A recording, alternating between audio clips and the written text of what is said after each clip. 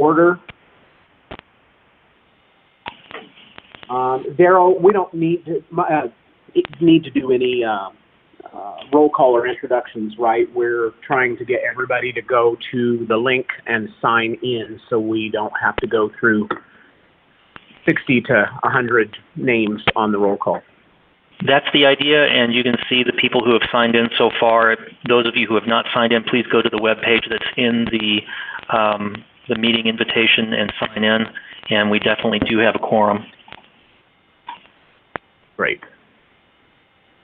Okay, so the first item up for discussion that I wanted to get out there for everybody is, with the size of this group, we want to make sure that the voting members of the group have plenty of time for questions and comment.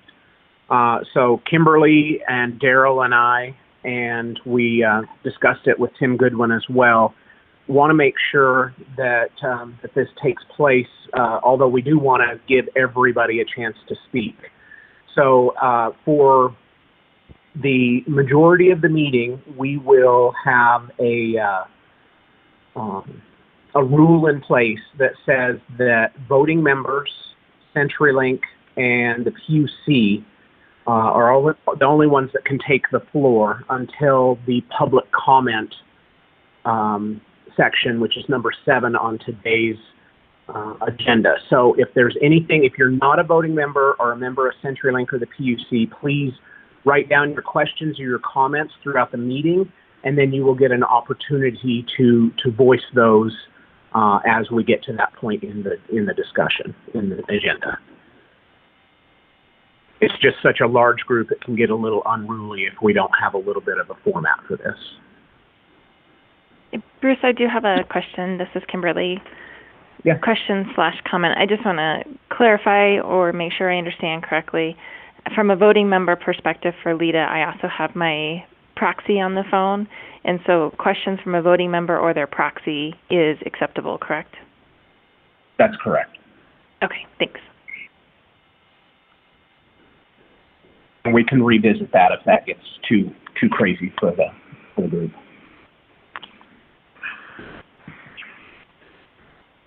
Okay, so does anybody have any other questions or comments regarding that item?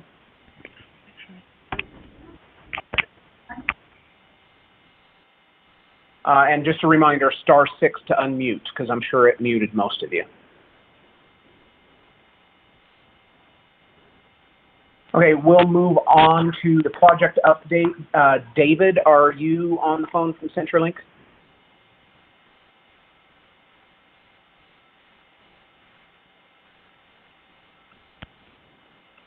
Anybody on the phone from CenturyLink?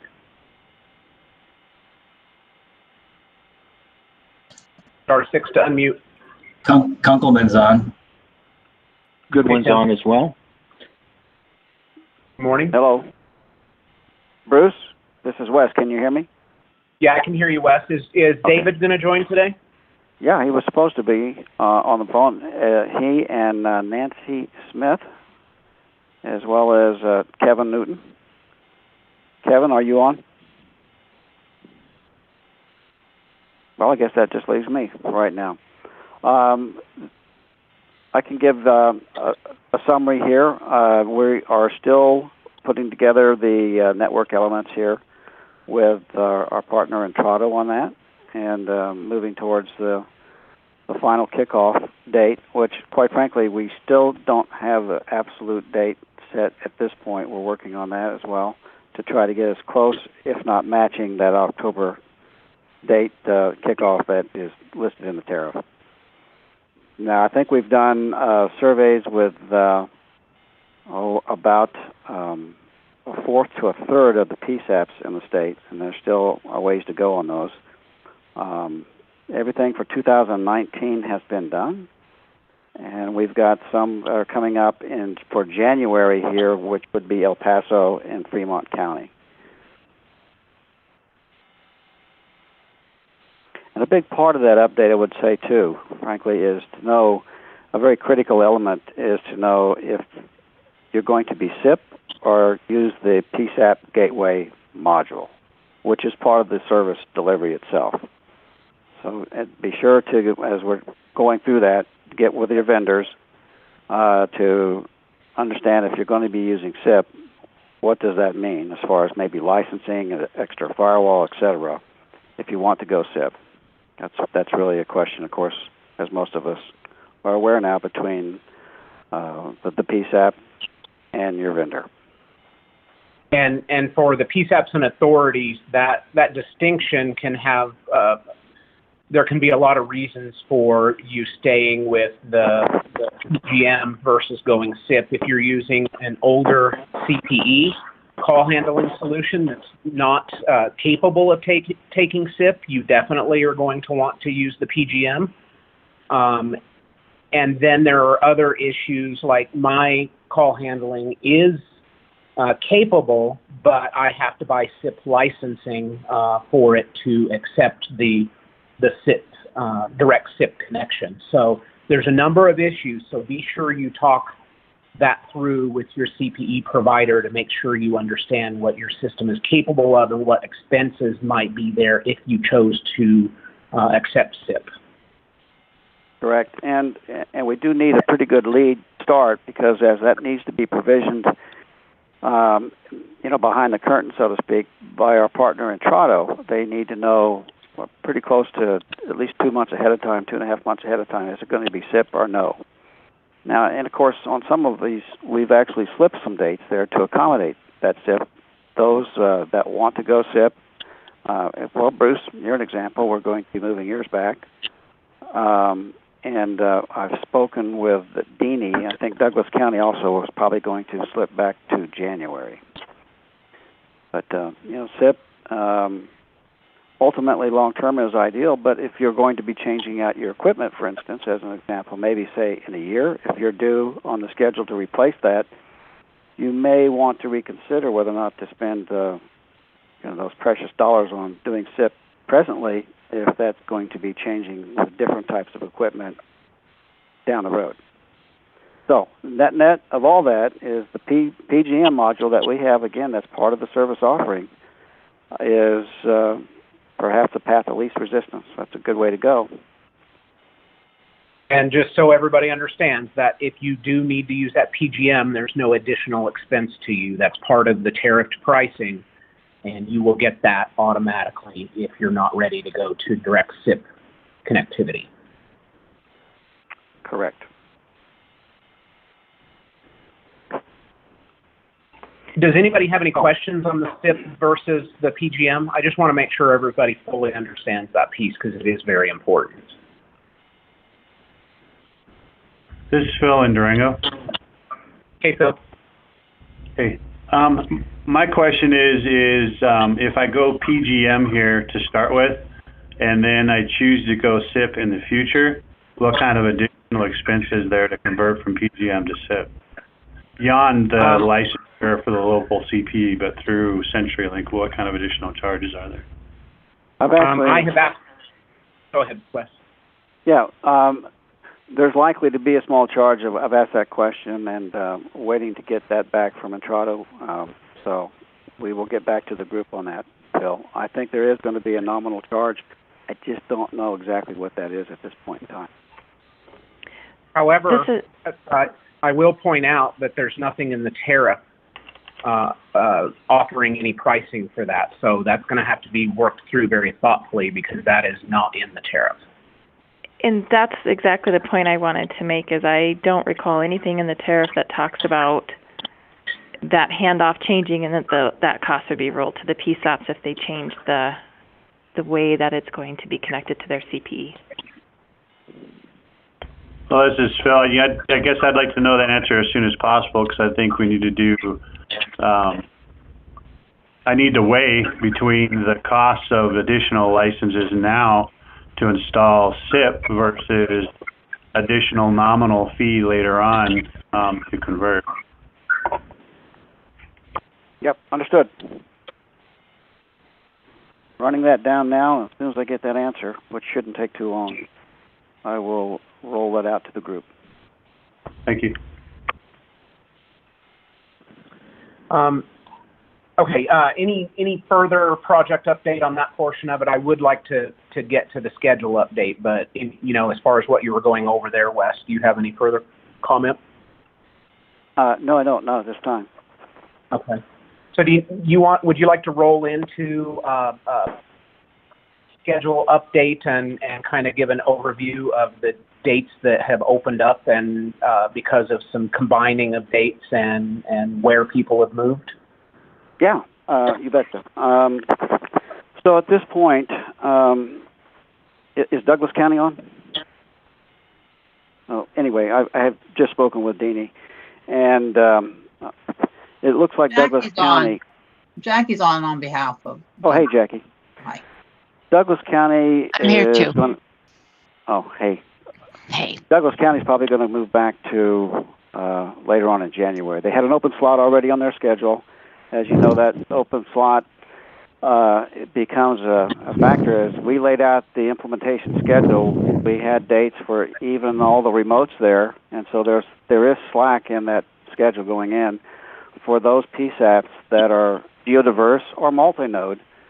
Then they obviously want to cut over at the same time. Therefore, they're not using those remote slots that were already previously allocated to them. So Douglas County has the flexibility, as did Arapahoe, of slipping back to a open slot that they have assigned to their remotes. So in Bruce's case, in Englewood, you're going in the third week in April. Douglas County can now go to the last week in January. And another open slot that Arapahoe has at this point is the last week in May, which Phil can use at this point to slip back somewhat there to, at this point, the end of May. Adams County is also able to go back to the last week in January. They can take a slot that Kimberly's not using for one of her remotes. And Kimberly also has moved over to January the 7th. So at this point, that's the movement that we have on the schedule. So, Wes, can I just summarize to make sure I documented this correctly? It looks like Douglas County is going to be moving to the last week in January. Arapahoe is going to combine all their PSAPs and move to the third week in April. Durango has the option of moving to the last week in May. Not confirmed, but that's a possible option for Phil. Correct. AdCom's moving to the last week in February. No, January. Last week in January? Correct. Okay, and then the LEDA PSAPs are all moving to January 7th. And we're still working with Aurora.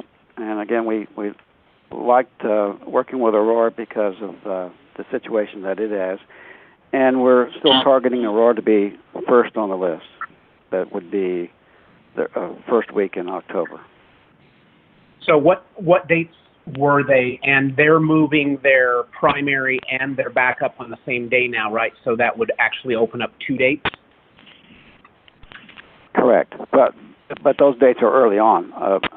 I don't see people actually rushing to some of those early dates, to be honest. But you're right. There are dates that are opening up now, but they're pretty early in the schedule. Okay, gotcha. Hey, Wes, this is Daryl. I thought the order from the commissioner required a updated schedule on September 1st, but looking at it now, it says October 1st. I'm wondering if, despite that October 1st date in the order, if we could get an updated list sooner rather than later, that we can start keeping and maintaining on in the folders for the ESInet users group. Yeah, as soon as I can get that from my engineering group and all that, it still is. There is some movement in that, and so I'll keep you posted on that. I'd like to obviously post that as soon as I can, but there's still some movement, Daryl. I understand. And it doesn't have to be set in stone. I'd kind of like to have something as a living document that we can update as it changes so that everybody always has access to the most recent version of it. Yeah. So what I could do, and quite frankly, if the beginning date slips a little bit, then everything slipped. What I'm focusing on now, though, is candidly, is to let everybody know where they stand in the linear sequence, if you will, of dates. Yep. Okay. Thank you. So in our Daryl, this is Goodwin. What Yes, sir. where are you talking in the order? What paragraph? It's paragraph 6 of the order. So on page 19 of the order. I've got it on my screen. I don't know if you're signed into the webcast. Oh, okay, there we go. All right, thank you. Yep.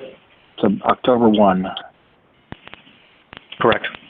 And it doesn't have an end date. Oh, until migration is complete. All right. Yep. And that's that's to be filed in the proceeding itself, but I'd like to have something, less formal, just as a living document for this group, so that we can, so everybody has an idea of what's changed and when. Daryl, what I would suggest is I'll create a spreadsheet with based on the original schedule, and then we can give access to Wes and David and whoever else at CenturyLink to be able to manipulate that, or they can just send me updates and I can make changes to it if that works for you. Bruce, I actually have a tab I already created in our spreadsheet. So look at you. So I've got a tab called Schedule. I just documented the notes he just said, and then I'll just copy over the original, and then we can just provide updates there. So that's it'll great. be. And is that? Yep. Is that perfect. in the Google folder? Yes, it's under the user group. Working documents. Okay. Yep, the working document. So this is just the notes from right now. I'll clean it up and make it more like a schedule, so Wes, you can get in there and update it, and we'll just keep it informal like this, knowing that people are going to still request changes and. So which document? Perfect. Is it I love it. No, which? It's this one here, Tim. It's called Discussion Items, ESInet Users Group, and then it's the tab on the far right that says Schedule. And thank you, Kimberly, for doing that.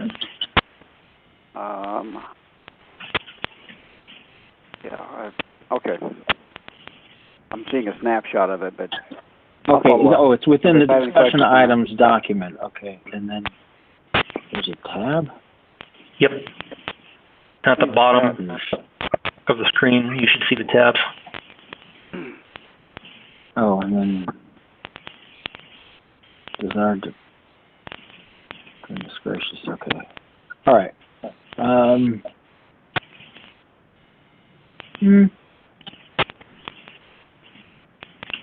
All right, that's a start. Obviously, the tariff schedule, is basically, it was a table that we built in Word. We can copy paste that and then add other columns for new dates. So it has everybody on it. Because this one only has a few. Right. Yeah, that's what Kimberly just indicated. She was going to clean it up and put the full schedule in there. Yeah, that's just from the notes that we just learned right now from the comments. So. Oh, so okay, right. And that's where it'll sit, is in that tab of that discussion document, or are you going to put a new document? My preference would be that we keep it together in this document with a tab embedded so we can find it easy, if that's okay with everyone. No, that's fine. Just need to know where to look.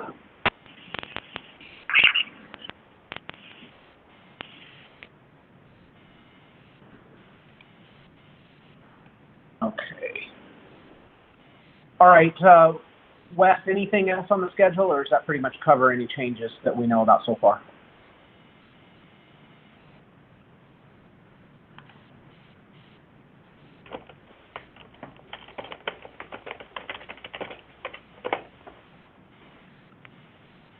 Wes? Did we lose him? Did our project manager get on the line yet? David? David or Nancy?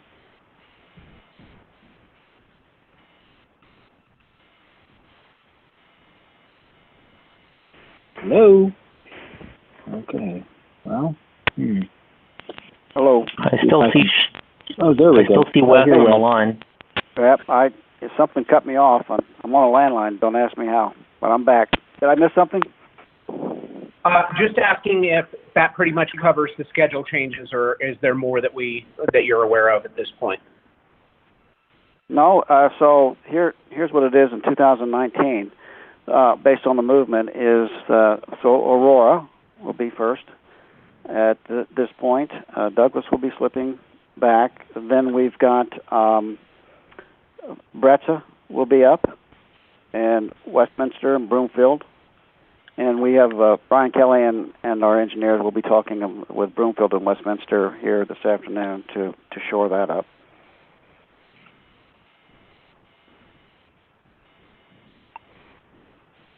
Wes, are you going to do all of the Boulder PSAP together? So when you say Bretza, is it going to be all of their sites in one Yes. cut? Okay. I talked that Hank Kim confirmed that with me earlier, and we've had several discussions with them. So that's the goal. They're a multi-node Viper, and Viper has a service as well, so they can do the SIP conversion very easily and get that set up for later on in October.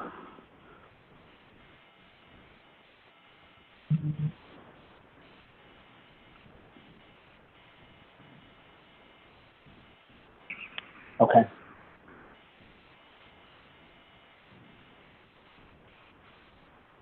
Okay, January's Wes, going to be very busy at this point.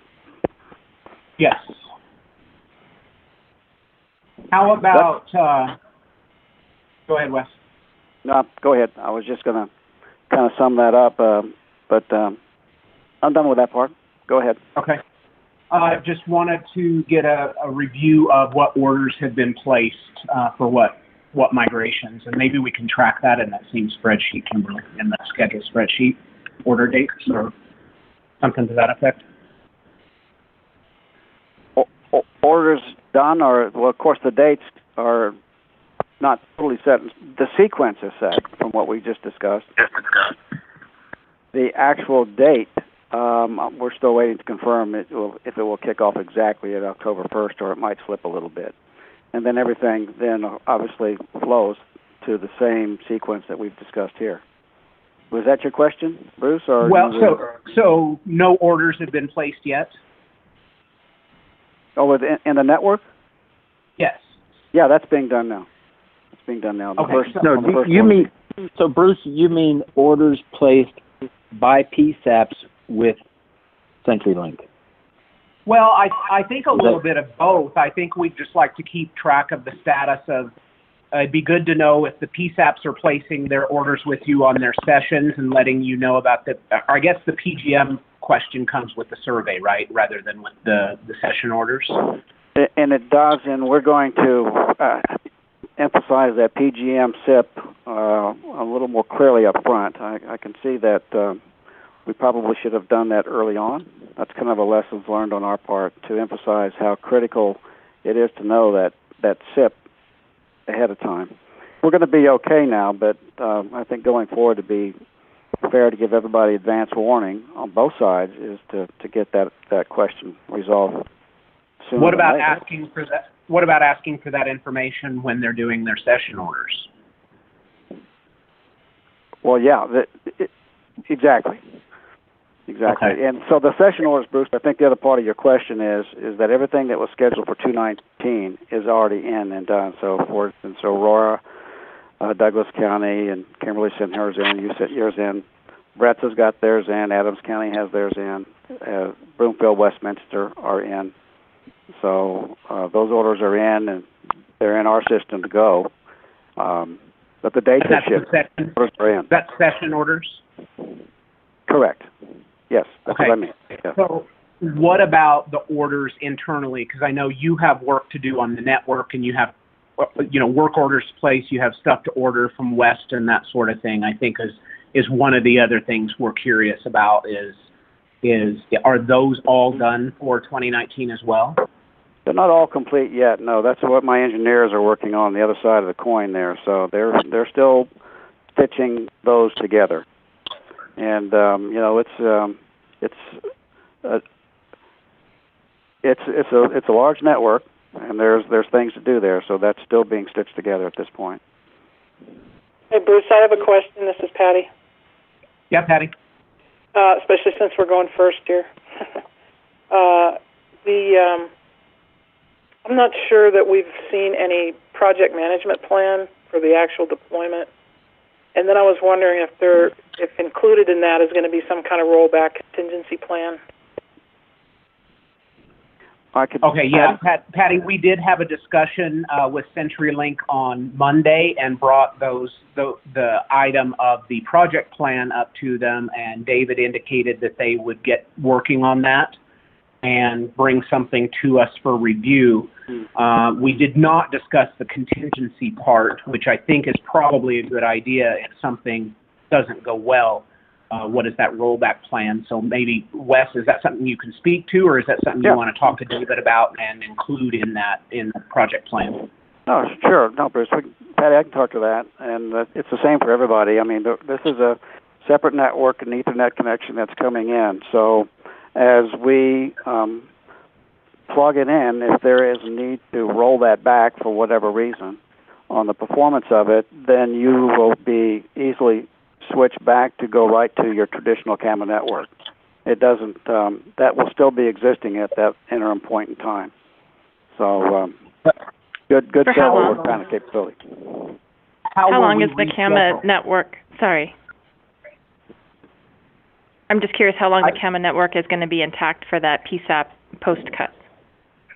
Well, for an interim period, it will still be there because obviously, as on a regional basis, as some PSAPs are cutting over, of course, the selective routing has to be in place to transfer calls to your neighbor who yet might not be on the system. So we're leaving that camera network in place for that interim period. It's a good fallback position. Is there a plan, Wes, as far as, say, on Brett's estate, something unforeseen happens and you cannot migrate them that day? What is the plan for the rescheduling? Are you looking to an open date to move them to, or are you moving them to the end? How will that piece be tackled? There's actually two dates. Bretza has several dates too, the 24th to the 26th. So we'll know right away since we're putting in the two Viper nodes are at the sheriff's by the airport as well as Patty's consultant now with Alta Vista. But for Longmont PD, we'll know right away if takes or needs to be rolled back. We already have spare 2 days afterwards, the initial, to work with that. I guess maybe I didn't use a good example, but let's say Phil can't transition for whatever reason, and how are we going to handle his change in date? You mean Phil? As in Durango? Phil, yes, correct, since it's a single site. Yeah, well, that's we've got that 13-month window. We've got to work within that somehow. There's not a spare date after the open slot that you had late May at this point. So at this point, there's no provision for any other later date. Now that may change, and if that does, we're always open to accommodate whatever we can there. But at this point, there's not a provision to slip past that. Okay. So, Wes, to just back up real quick on the contingency plan, that's great that the analog camera network is going to stay intact. Can you take an action item to work with David on making sure that that's included in the project document? A statement that identifies that if the SIP sessions fail, if a rollback is needed, that we will roll back to the camera network. Yes, ma'am. Got it. Awesome. And then we have a point on here for status of installs, but I don't know that there's anything to discuss there. I think that's just as we move forward to get an update of what you have installed and how that's gone. Is that correct, Daryl? Kind of how you were doing that?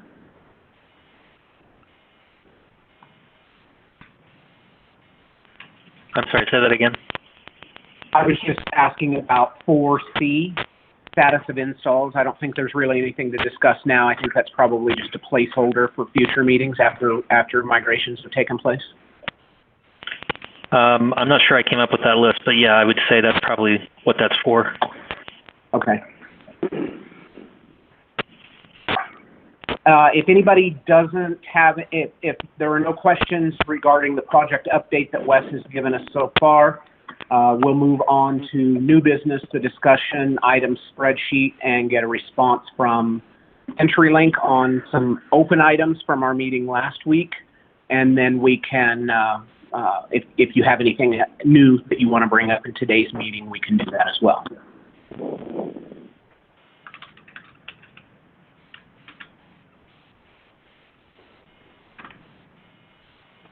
Kimberly, do you want to walk us through those items and get a CenturyLink response? Yeah, that would be great. So I don't know, Daryl, if you can display that spreadsheet, but I'll just start with the first item. So the first item was the open discussion, and we had a particular action item that was to have all the PSAPs submit their concurrent session orders, and it sounds like we're on track with that. Wes, are you pending anything that you need particular follow-up from a PSAP or an authority that you need their session order that you're just not getting a response from? No, not at all. It's all been very smooth, quite frankly. Okay, I'm going to go ahead and close that item out then, that's been handled. We had that pending before. This is Daryl. I just want to make sure I am displaying that spreadsheet. Are you guys seeing it? I can see everything except the far right is getting cut off, but I think I've got the gist of what the response comment is. Oh, there you go. Okay. Well, you had it there for we'll a second. do that. There you go. There we go. Perfect. I'm sorry. Carry on. Okay, carrying on. The next item that we had was we were going to have Kevin talk about the PDU, and Kevin mentioned that he'd be able to talk to that today, but I'm not sure if he got on. So, Kevin, you were going to, is he on the call? Kevin? Yes. I don't see him responding. He did mention to me there is just a single PDU on that. So at this point, there's no change from engineering's point of view. Okay, he was going to talk about the importance of the PDU. So when we had the question before about the PDU having the NIU, we talked about power, but then he was going to follow up with Intrado about the importance of the PDU and if that's going to be a single point of failure in our system. So we just weren't sure exactly what that equipment was going to do, and if we have an issue with, is it mission critical? Is it okay if it goes offline because it's really a passive device? So we'll leave that as a follow-up item, but hopefully he can get on our next call and talk through that. That would be helpful. I assure you he will be on the next call. Okay.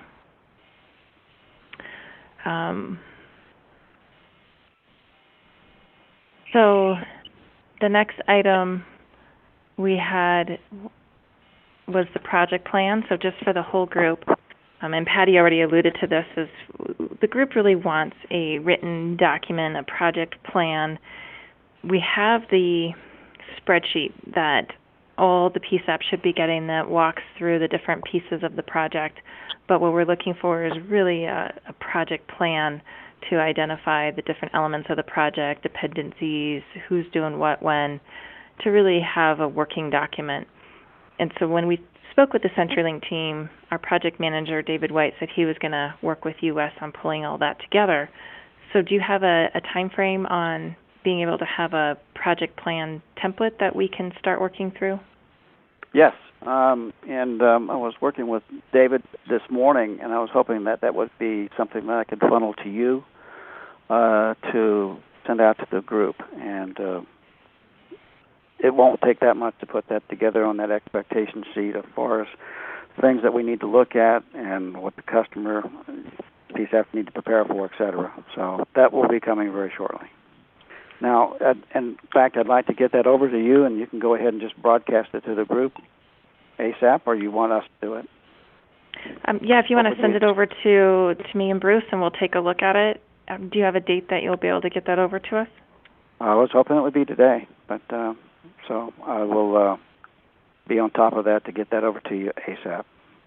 Okay, can you go ahead and add that contingency section in there as Patty requested, and that would be a valuable section that we all need to refer to of what happens if we have problems.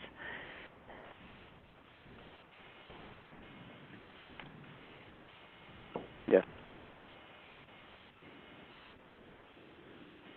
Okay, and then as it relates to the project plan, one item that we wanted to talk through was the power requirements.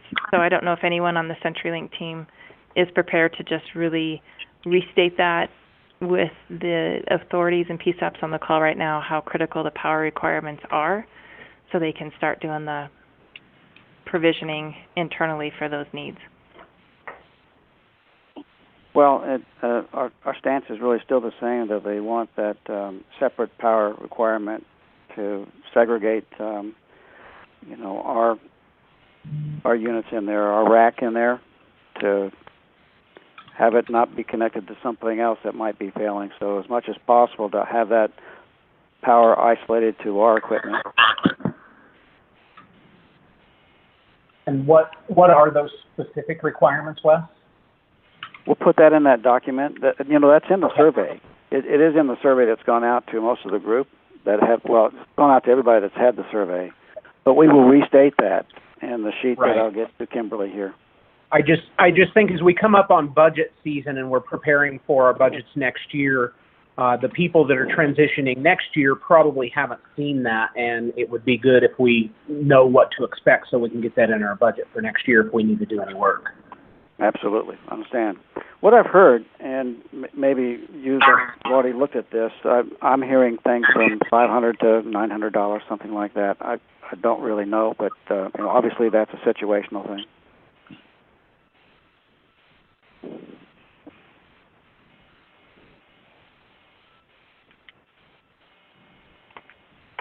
Okay, great. So you'll have that pulled out and in that document, so everyone will have that to work from. That'll be perfect.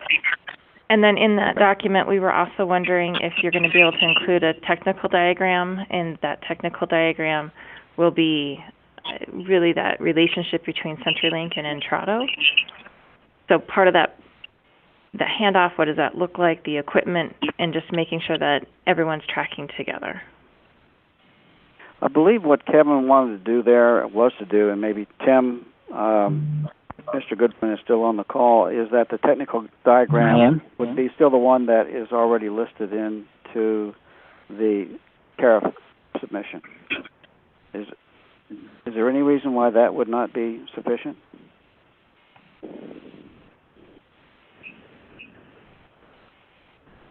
What was that, Wes? What were you asking, Tim? Well, there's a logical diagram that's in the tariff. There's a diagram in the tariff already. We can resubmit that, Kimberly. Wes, why don't we start with that? If you can pull that technical diagram, the logical diagram of the network, include that in the project plan, and then that way a lot of the PSAPs authorities that haven't gone through the tariff, they have that one project plan document to work from. And then if we need more detail walking through that document, or we want to dive deeper, then we can have Kevin maybe come on a meeting and do a GoToMeeting webinar discussion. Does that work? Well, that would be reasonable to me. Tim, that sounds good to you? I don't see why not. It's already posted in the tariff, so that's fine. Right, and I think probably the more important thing is not the document, but the understanding of it, and the call is probably more important than the diagram.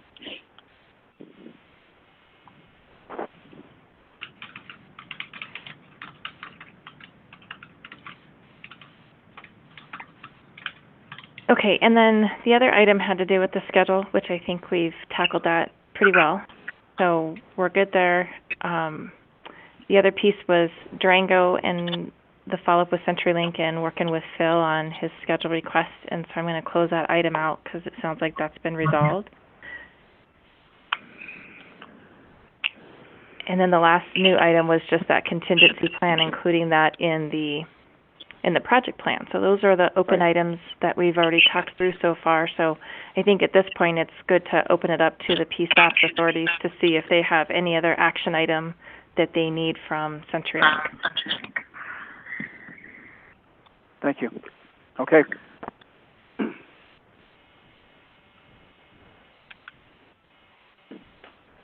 Hearing crickets.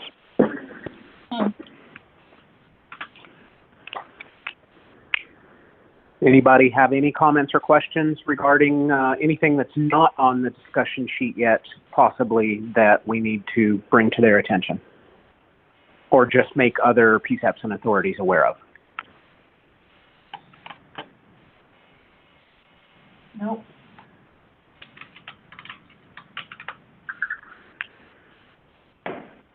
And as those surveys go out and the technicians go out, I might just add, Kimberly, and to the group, feel free to call me if you have some questions that come up in the interim. We will obviously, I think, boost up that survey form, but also the informational template that we've been talking about here. But again, if there are any questions that come to mind, don't hesitate to call me. I think everybody might have I hope they have my number. And maybe we should post that someplace. Is that clearly stated someplace? I think I know just about everybody in the state, but I don't want to take that for granted. So we do have a CenturyLink contact information form, and you see that we've got some blanks here, so I'll make sure that gets filled out. I have two quick questions. This is Jerry from Summit. Yeah, Jerry. So the first question is, would it be possible to get SKU numbers and part numbers alongside with the diagram?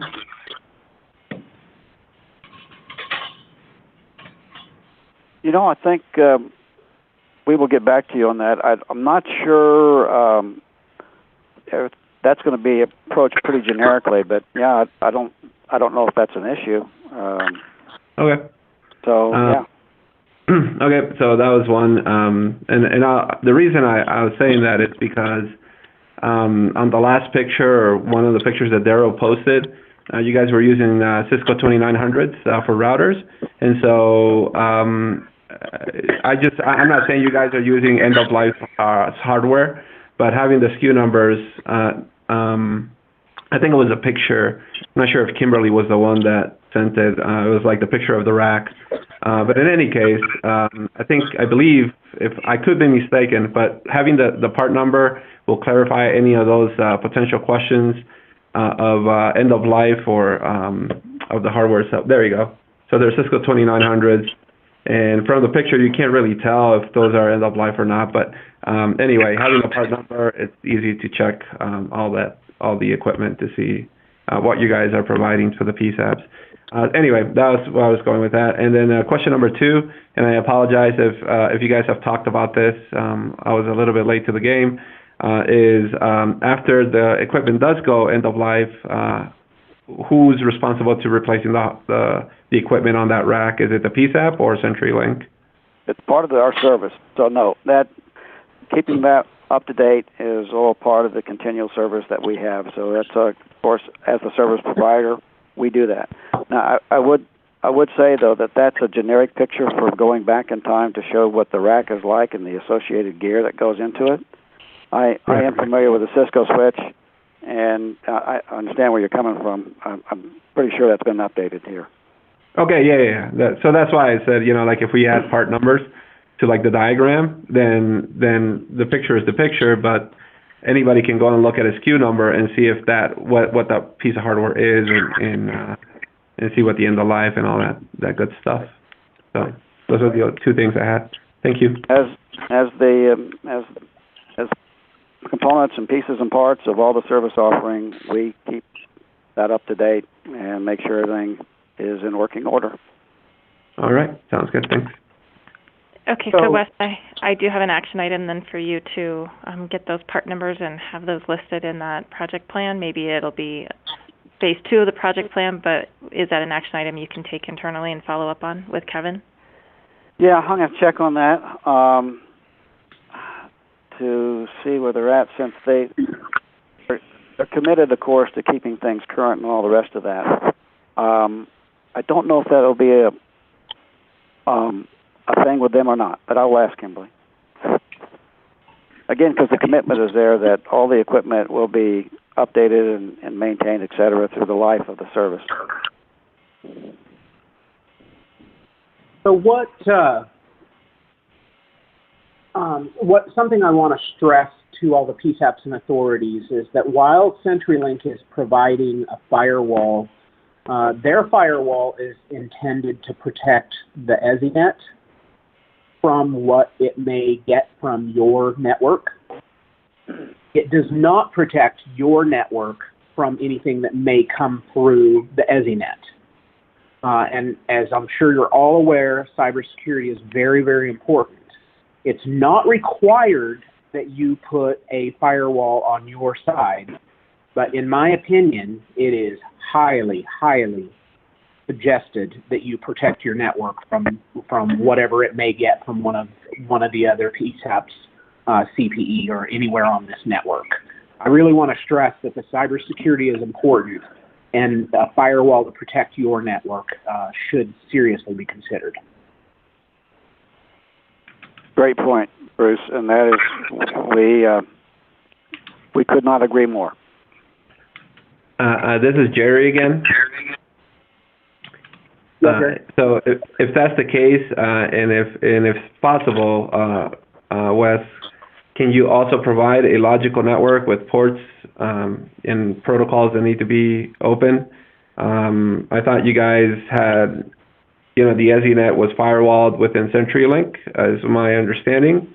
But if you're going to allow us to put a firewall behind your equipment, then we would need, ports that need to be open, protocols that need to go through. So it'll be helpful. Yeah, we can certainly talk about all that. I mean, that's just good practice, as what Bruce is bringing up now. And of course, we have cybersecurity as part of our core offering too, at CenturyLink as well, I might add. As part of the tariff, Wes? No, it's an inherent function. No, just in general. It just, if you will, the guts of the network have cybersecurity is all part of what we do. Oh, okay, I gotcha. I understand. So it doesn't need to be spelled out or itemized or anything like that, but cybersecurity is one of the strengths of our company in networking. So, and that's partial of what goes on behind the scenes here. Got it. I understand. Yeah, and we sell cybersecurity solutions as a service. I bet you do. And we're glad to talk to you about that too, separately. We call it Risk Sense, and that's on. I hear about it about every day from my management. My belief in cybersecurity is trust no one. So we will have firewalls on our side. Good practice.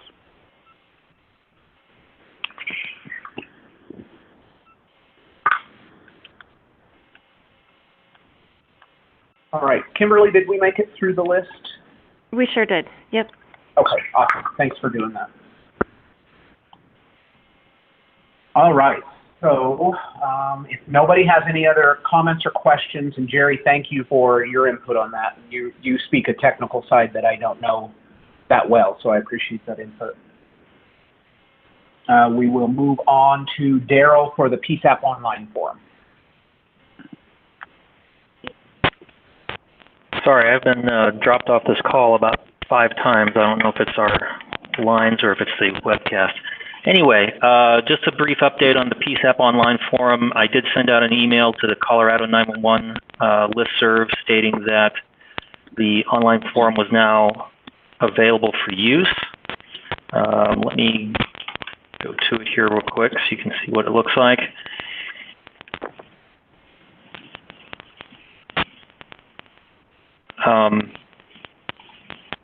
Based on the feedback from the previous meeting, we did make it so that you have to be a member to be able to see it.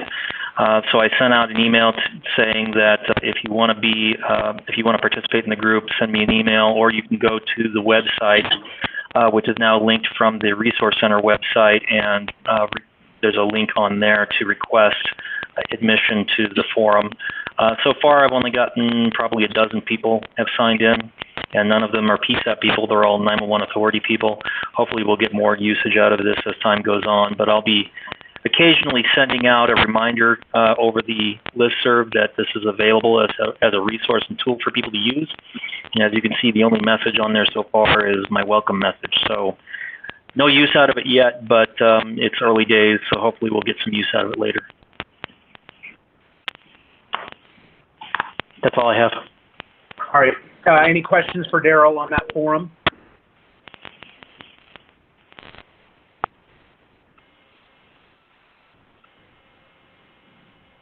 Okay.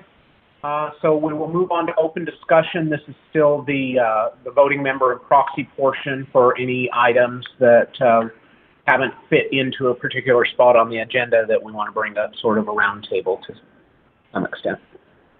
Anybody have any questions or comments for us, for the group?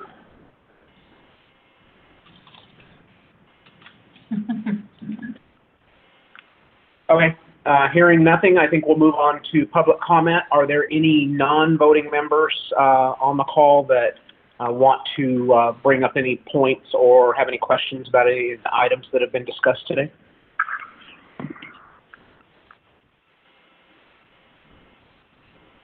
Star 6 to unmute. I